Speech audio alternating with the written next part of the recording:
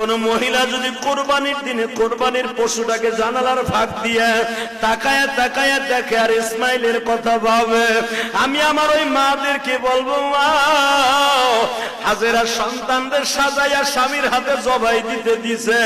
আর তোমার স্বামীর হাতে যখন পশুটা জবাই দিয়ে তেল মালিশ করে দিবা, এই পশুটাই দিয়া বলবে, ও জাতির পিতা ইব্রাহিম,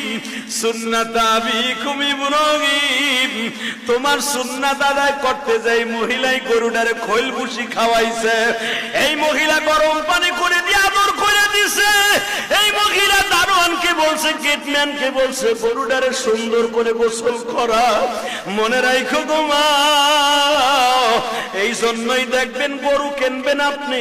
গরুটার তদারকি দিয়ে দিবেন আপনার বিবির আন্ডারে। আপনার বিবি যদি এই গরুটারে তেল মালিশ করে দেয়, গরম পানি করিয়ে দেয়, একটু আদর করে দাও গো মা,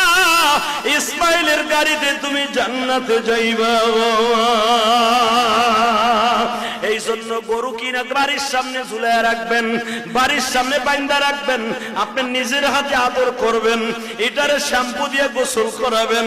এটার মাথায় চুলকায় দিবেন, আর চোখের বাড়ি সাইডে দিয়া বলবেন, হে পশুরে, তোরে আমি কিনছিলাম, তুই আমারে পাপের থেকে বাঁচাই দিয়ে গেলি।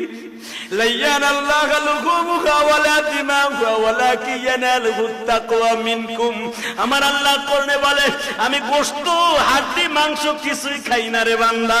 আমি তোর অন্তরের দিকে তাকাই, পশুর দিকে তাকায় যখন তোর চোখের পানি পড়ে, তোর পশুটা তো আইসা আমার কাছে বলবে, মালিক রে,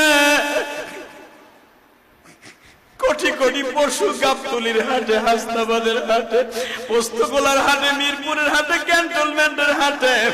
আল্লাহ এমপি সাহেবের বাড়ির সামনে, আল্লাহ কত আলোকদের মাঠে কত লাখ লাখ গরু আসছিল, সবাই কিন্তু বিক্রি হয় নাই। কেউ গাড়ি বলিয়া লইয়া গেছে ফেরত, আমারে তুমি তোমার এই বান্দার বাড়ি পাঠিয়ে দিছো, মালিক আমার কোনো দুঃখ নাই, আমার গলাটা বাতায় দিব চাকুর সামনে, কিন্তু তুমি আমার সাথে একটা ওয়াদা দাও,